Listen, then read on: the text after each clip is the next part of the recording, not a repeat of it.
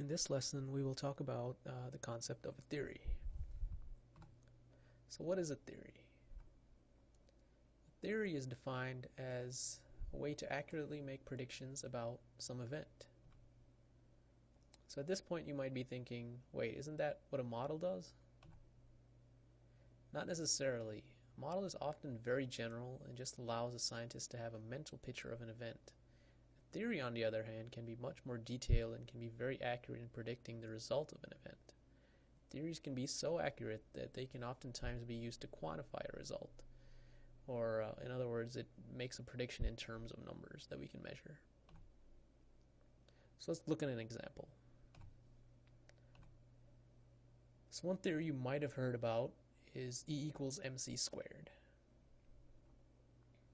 When this was first proposed, it was considered a theory which stated that the mass of a body was dependent on its energy. Now, don't get too far ahead here, or don't get flustered by that. Without getting too caught up in the meaning about this, or behind this equation, the important thing to realize is that this statement was in the form of an equation. When Albert Einstein proposed this equation, you could make measurements using it. Therefore, it was more than just a model, like we previously discussed on that lesson. It was a theory.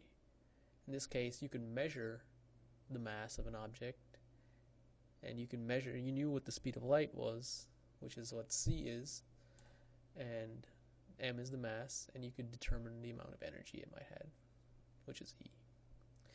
I hope this lesson helps you understand the concept of what a theory is a little bit better.